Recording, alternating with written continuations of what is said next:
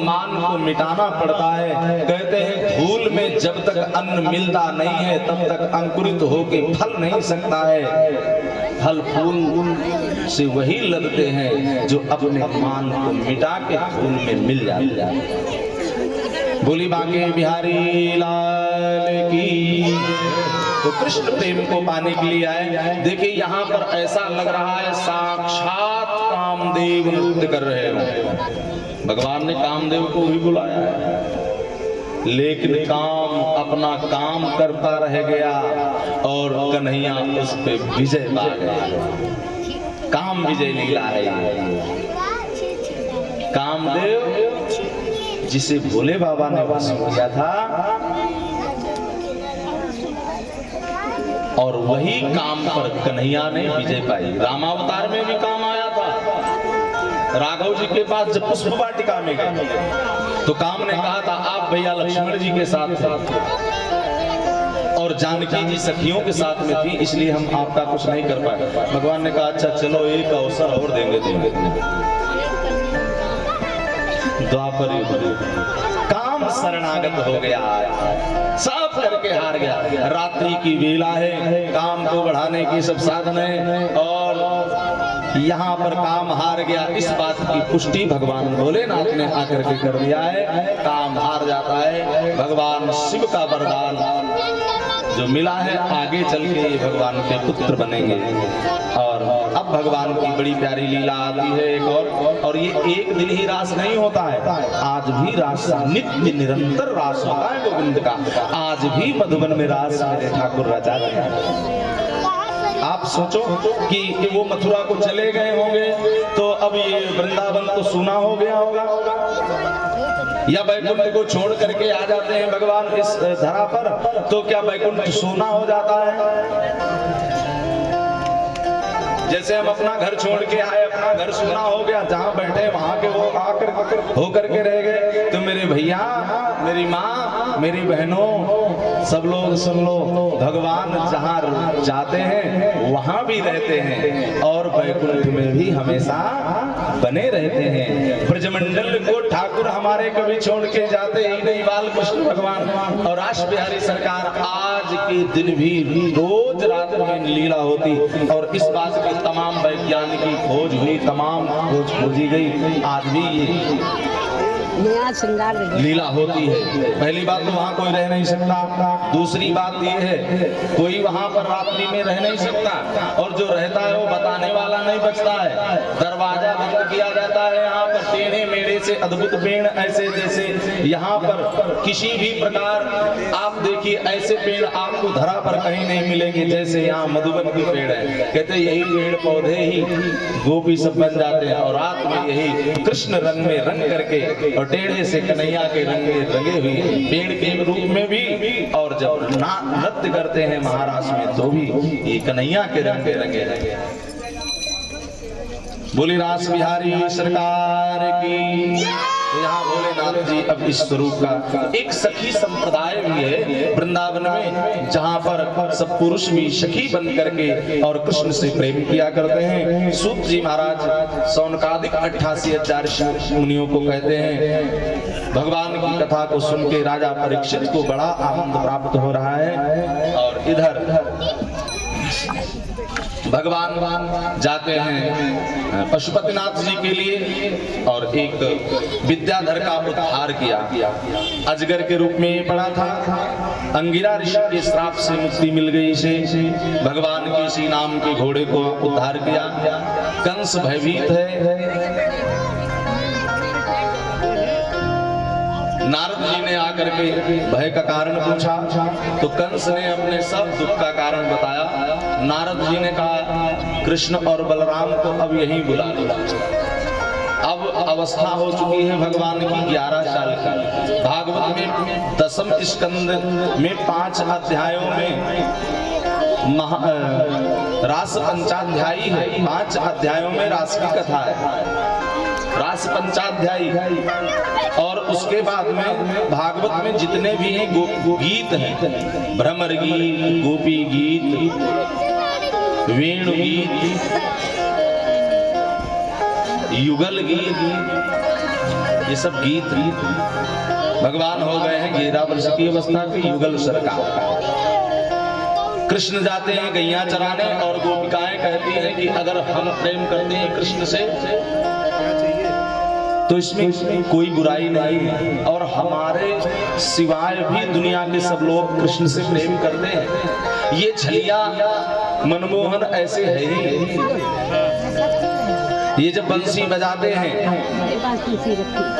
तो जो देवांगनाएं हैं वो भी नाचने लगती हैं। समाधि खुल जाती है शंकर भगवान की, वो भी नृत्य करने लगते हैं। और जब श्याम सुंदर अपनी लीला करके बंसी बजाते हैं, वाम बाहु कृत वाम कपोलो वल्गित भोर अधरार्पित वेणु। अधर पर जब कन्हैया अपने बंसी रखते हैं और बजाते हैं, कोमलांगुलिभिराश्रित मार्गम गोप्यार ईरयति यत्र मुकुंदा। तो या बांसुरी में इतनी मिठास है, इसका रसपान करके जी कभी भरता नहीं है।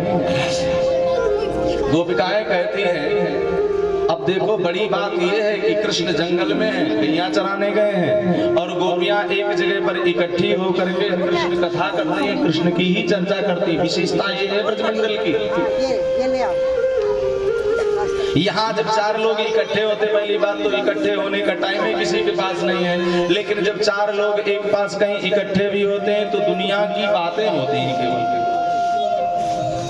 मेरी बात का बुरा मत मानना, ये सच बात है। जब 4 लोग एक जगह इकट्ठे होते हैं तो दुनिया की ही सांसारिक चर्चा ही चलती है, लेकिन जब ब्रज की ये गोपी ग्वाल इकट्ठे होते हैं तो कृष्ण की चर्चा होती है।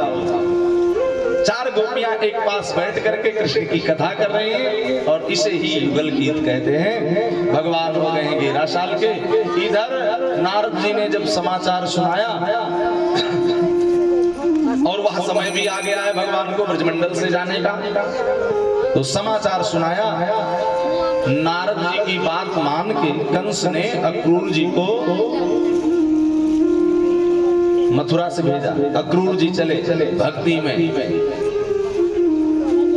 किम मया चरितम भद्रम किम तपा परमं तपः किम वाप्यार्धदे दत्रम यद द्रक्ष्याम्यद्य केशवम्। ऐसा मैंने कौन सा पुण्य किया, ऐसा मैंने कौन सा तप किया, ऐसा मैंने भद्र, किम मया चरितम भद्रम, पता नहीं ऐसा कौन सा चरित्र मुझसे भद्र हो गया, श्रेष्ठ हो गया कि जिसका फल मुझे मिल रहा है ब्रजमंडल में जाने का। पता नहीं ऐसा कौन सा तप मुझसे हो गया है कि मुझे गोविंद अपने चरणों में बुला रहे हैं। पता नहीं ऐसा कौन सा जप हुआ है, दान हुआ है, जो गोविंद दर्शन का परम लाभ मुझे मिलेगा। और गोविंद के पावन चरणों का चिंतन करते हुए ब्रजमंडल में जाते हैं। मधुपुरी में रुके, प्रातः हुआ फिर चले, और यहाँ तो दंडवत करते हुए चलते हैं। अक्रूर जी ही नहीं केवल दंडवत कर रहे हैं, ये ब्रजमंडल है भी, आज भी लोग परिक्रमा भी लगाते हैं ना। तो हमने देखा है राधा रानी के दरबार में जब जाते हैं लोग, सीढ़ियां चढ़ते भी तो भी लेट लेट करके। दंडवत का आप सब जानते होंगे, दंडवत का मतलब है कन्हैया के द्वार पे भी जाते तो लेट लेट करके। आप सोचो कितने प्रणाम, हर पग पे प्रणाम गोविंद को करते हुए अक्रूर जी आज जा रहे हैं और अपने जीवन को सौभाग्यशाली मान रहे हैं, मानव जीवन सार्थक कर रहे हैं कि हमारा जीवन सफल हो गया इस ब्रजमंडल में आकर के। पता नहीं इस ब्रजमंडल में कहां पर कन्हैया के चरण पड़े हों, और वही जहां चरण पड़े होंगे तो चरणों की धूली अगर इस मानव जीवन को प्राप्त हो जाएगी। जहां पर कन्हैया लोटे होंगे और वहां की धूल अगर इस अंग में लग जाएगी तो ये भौतिक पंच भौतिक शरीर भी पावन बन जाएगा। अक्रूर जी पहुंच जाते हैं, कृष्ण और बलराम को देखा और मन ही मन प्रणाम करते हैं। औपचारिकता में भगवान ने आकर के काका को प्रणाम किया, अक्रूर काका को प्रणाम किया। अक्रूर जी ने सब घटना कृष्ण से कह दी है। और जब बाबा के पास लेके पहुंचे, बाबा बाबा, नंद बाबा दौड़े दौड़े आए, क्या बात है लाला? बोले देखो आज मैं किसको लेके आया हूं। अक्रूर जी को देख करके प्रेम से शिष्टाचार भेंट होती है, गले मिलते हैं। कलयुग हुआ, समाचार पूछा, अक्रूर कहो कैसे आना हुआ? बहुत दिनों बाद आए, क्या कोई खास प्रयोजन? अक्रूर जी बोले, भैया क्या बताएं, कृष्ण और बलराम को लाने के लिए मैं निमंत्रण के साथ साथ कृष्ण और बलराम को लेने भी आया। बाबा नंद ने जैसे इतना समाचार सुना, कृष्ण और बलराम को अक्रूर लेने आए हैं, कंस ने भेजा है। अक्रूर अभी कंस उपद्रव करके थका नहीं, अक्रूर अभी कंस एक एक राक्षसों को भेज करके थका नहीं। मेरे लाला को कितने दुख देने चाहे, लेकिन भैया पता नहीं मेरा कौन कौन प्रताप है जो मेरे लाला का बालबा का ना हो। लेकिन वहां जाएगा तो मेरा लाला कैसे सुरक्षित रहेगा, इस बात की मुझे चिंता सताती है। इधर मैया भी रोने लग गई जब यशोदा रानी को समाचार मिला अक्रूर लेने आए। यशोदा रो तो रही, दिखा नहीं रही अपने आंखों के आंसू। अगर कहीं बाबा को पता चल गई ना तो बाबा तो और रोए।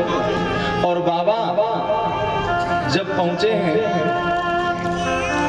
यशोदा के पास तो ये भी अपने आंसुओं को दिखा नहीं रहे, छुपाने की कोशिश कर रहे हैं। लेकिन कहते हैं प्रेम छुपता कहां है, प्रेम छुपाए ना छुपे, जा घट पर घट होए, जो मुख दे कछु ना कहे, तो नयन देत है रो।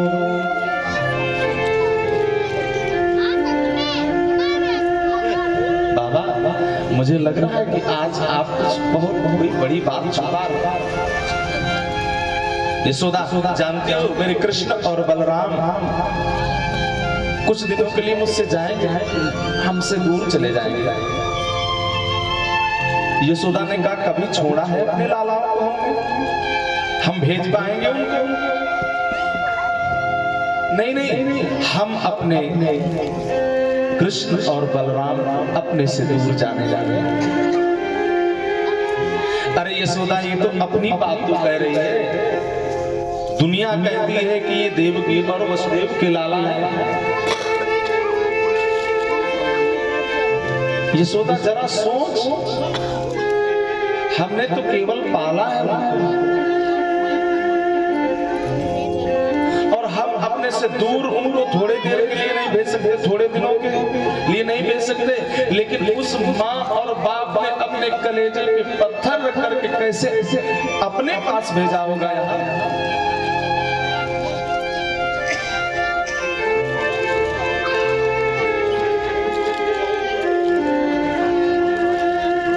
यशोदा मैया की आशीर्वाद।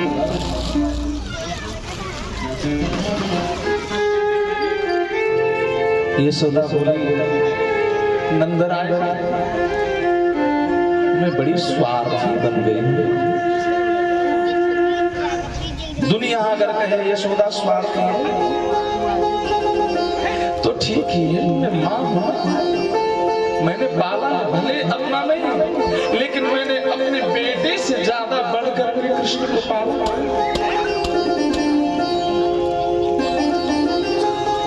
और दूर जा रहा है ना उससे, तो मुझे दुख लग रहा है। सारी रात बातों में बीत गई, पूरे ब्रजमंडल में शोक की लहर दौड़ गई। अहो विधाता तब ना क्वचित दया। और गोपियों को जब समाचार मिला कि कृष्ण का गमन हो जाएगा मथुरा को, ब्रह्मा जी को कोसने लगे। अहो विधातास्तव ना क्वचित दया। सृष्टि को बनाने वाले ब्रह्मा, लोगों को कर्म के अनुसार जन्म कर्म फल देने वाले, मेरे भाग्य को लिखते हुए तुमने ये क्या लिख दिया? पहले तो कृष्ण का संयोग और उसके बाद में वियोग लिखा। वियोग ही लिखना था तो संयोग क्यों लिखा? और संयोग अगर लिखा था तो वियोग जीवन में क्यों दिया? कृष्ण के वियोग में मैं जी न पाऊंगी। अहो विधातास्तव ना क्वचित दया। संयोज्य मित्रा प्रणैव देहिनां देशाकृतार्थान विनियं च पार्थकम् भगचेष्टिदं यथा। अपनी बात में बताया, मुझे स्मरण आ रही है अपनी माँ की। हम जब जाते थे ना घर से, तो जब आते थे घर में गुरुकुल से पढ़ कर, तो माँ बड़ी खुश होती, पूछती थी। अब तो नहीं, संसार में उनका शरीर नहीं, यादें ही माँ की रह जाते जाते, तो पूछती थी और वही पकाती थी जो अपने को अच्छा लगता। और जब चलने लगते थे ना कि अब जा रहे हैं, हमको जाना है, बिल्कुल जाना है, तो सारी व्यवस्था तैयार करना, ये ले जाओ वो ले जाओ। उसके बाद में जब विदा करती थी तो माँ रोने लगी। तो हम कहते थे क्यों रोती हो आप, मत रोया करो। तो कहती थी बेटा, ये जो अपनी ममता है ना, माँ की ममता, ये मानती नहीं। प्रेम आंसू के छलक ही पड़ता। माँ की ममता, प्रेम, ममता का आंखों में आंसू बन के उभर ही आता है। और गोपियों की और ब्रजमंडल की मैया की, बाबा की दशा क्या हो रही होगी, जिन्होंने अपने प्राणों से ज्यादा प्यारा कृष्ण को माना है। अपने प्राणों से ज्यादा प्यारा, अपने प्राणों की किसकी पड़ी है? प्राण निकल जाते, कृष्ण चले जाते, दुख ना हो, लेकिन कृष्ण वियोग में जीवित कैसे रहता है? ये बात खाया जा रही है यार। क्रीमं प्रमाणं विरहातुराभृशं ब्रजश्रियः कृष्ण गृहीतमानसा विसृज्यलज्जामरुर्दुष्मरेश्वरम् श्री कृष्ण दामोदर माधवे। हे माधव, हे मनमोहन, हे गोविंद, कृपा करो। लोग लज्जा का परित्याग करके सब गोपियां अपने अपने घरों से निकल आई बाहर। चलो कृष्ण के पास चलेंगे, हाथ जोड़ के रो करके जैसे बनेगा विनय करेंगे, प्रार्थना करेंगे। वो निठुर नहीं है, दयालु है। बहन देखो, एक बार वो गायब हुए थे ना जंगल में, और हम लोग रोए थे, तो मेरे आंसुओं को देख करके और वो प्रकट हो गए थे, और मेरे आंसुओं को देख करके वो निठुर नहीं बनेंगे। मुझे विश्वास है वो रुक जाएंगे। चलो हम सब एक स्वर में रोएंगे ना, तो कभी हमारा परित्याग नहीं करेंगे। विसृज्यलज्जा। लोग क्या कहेंगे कि किनकी खातिर हो रही है, और उनके खातिर अगर रो रही हो तो क्यों के लिए रो रही हो? वो तुम्हारे होते कौन है जो उनके लिए इतना व्याकुल होना? गोपियां कहती हैं बेकदर दुनिया जो पूछेगी ये तेरे कौन है, तो साफ कह देंगे बताने की मुझे फुर्सत है। अब किसी महफिल में जाने की मुझे फुर्सत नहीं। एक सरफा झुक गया घनश्याम तेरे सामने, गैर के आगे झुकाने की मुझे फुर्सत नहीं।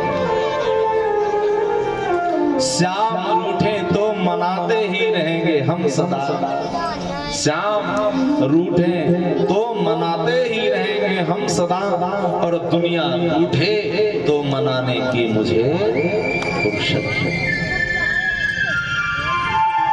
हमारा कृष्ण से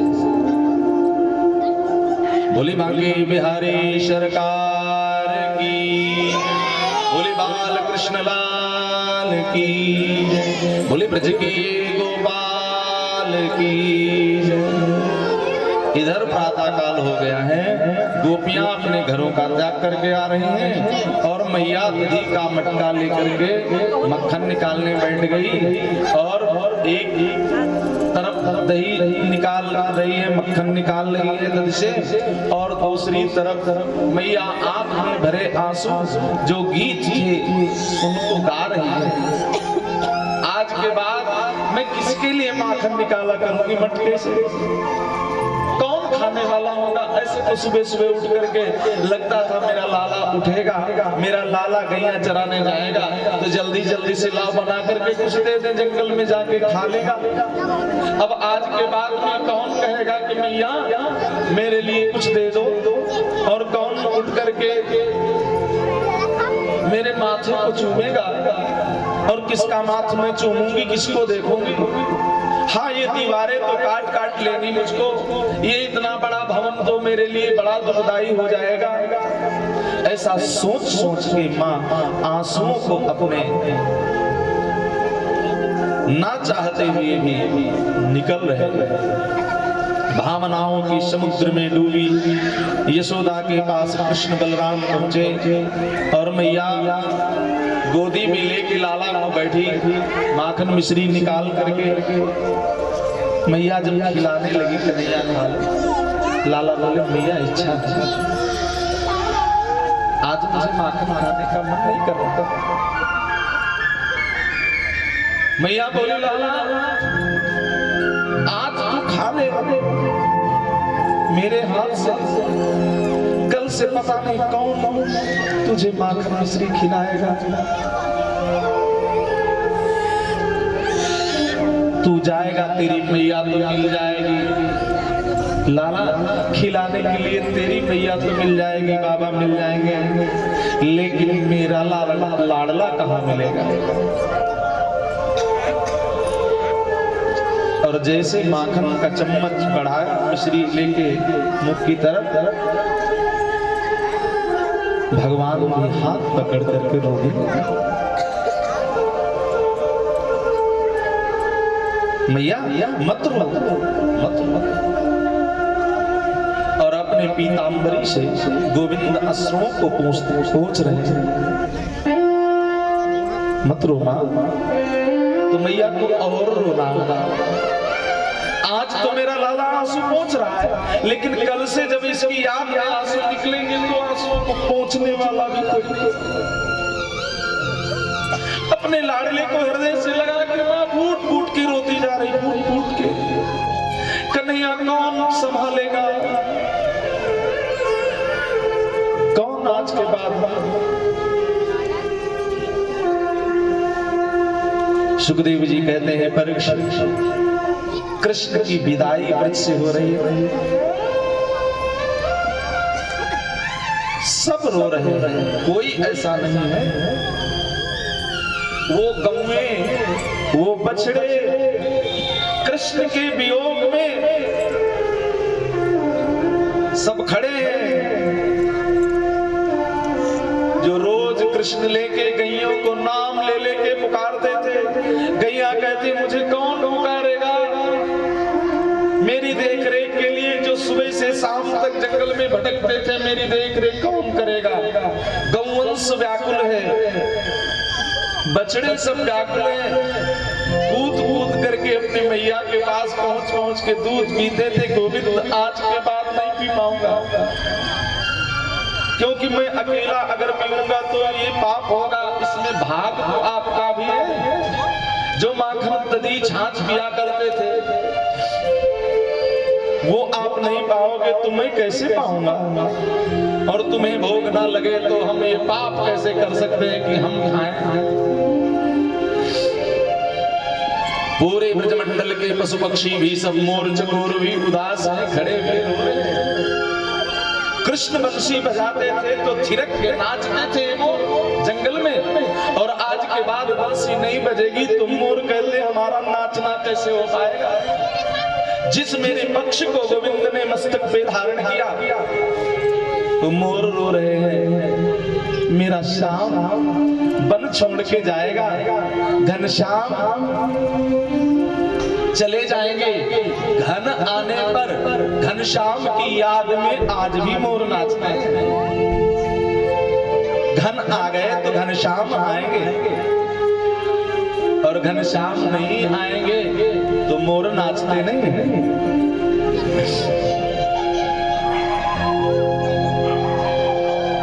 इधर रथ तैयार हो रहा, जैसे तैसे मैया ने तैयार किया।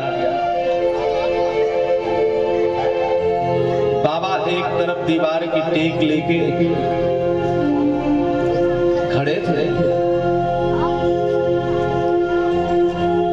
अक्रूर जी के रथ पर भगवान सवार हुए, रथ चलने को हुआ। मैया ने लाला को कह दिया है, लाला अगर कभी ब्रजमंडल की याद आए तो कम से कम एक चिट्ठी भेज देना। तेरा समाचार, तेरी कुशल मंगल पढ़ करके ही उस पत्र को अपने पास कृष्ण समझ के ही रख लूंगी।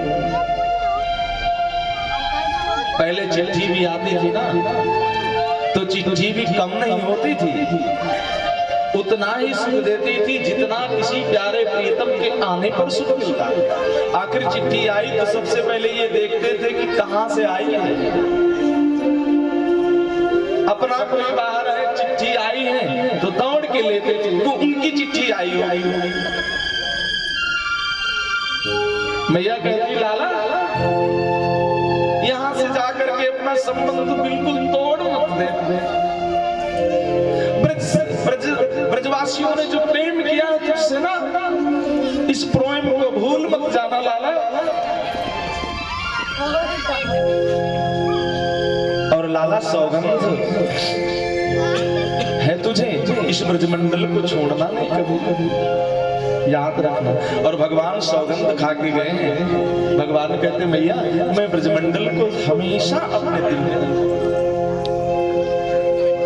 जन्मभूमि को कौन भूल जाता है?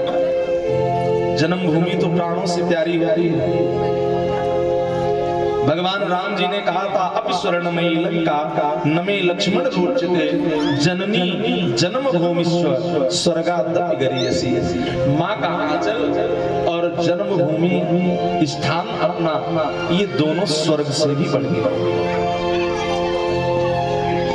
सोने की लंका लुभावनी नहीं लग रही राम को, और अपने अयोध्या की याद आई जाए तो राम भी रो पड़े।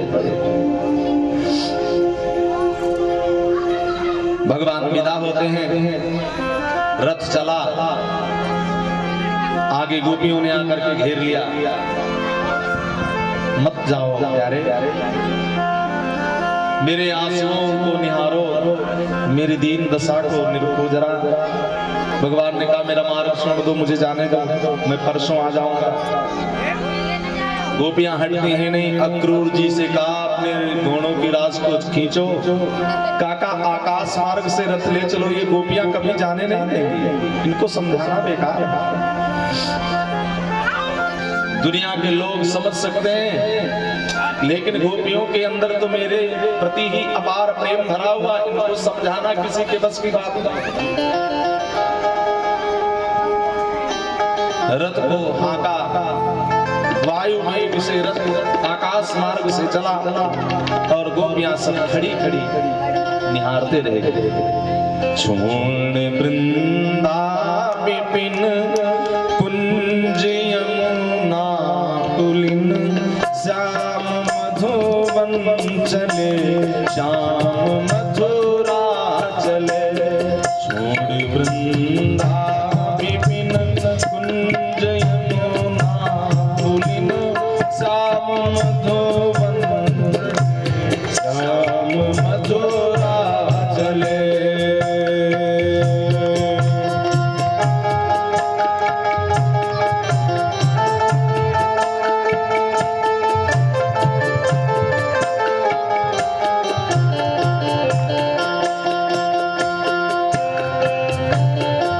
सब लोग गाइए ताली बजा के।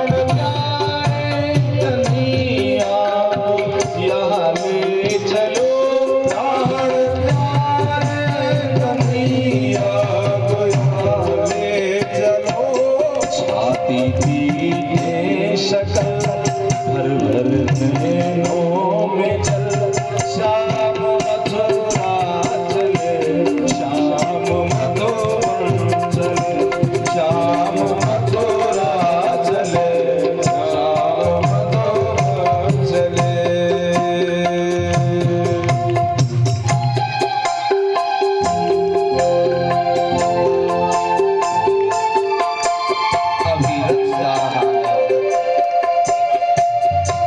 कृष्ण दर्शन पा रहे थे ब्रजवासी,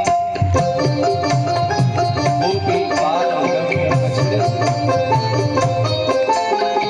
रथ के पीछे धूल उड़ रही है। अब तो रथ दूर गया और केवल रथ दिखाई पड़ रहा है। अब तो और दूर चला गया, की पताका दिखाई पड़ रही है। अब तो वृक्षों की कोट में भी हो गया और अब तो नहीं दिख रहा। गोपियां अचेता पछाड़ खा के खड़ी खड़ी गिर जाती हैं।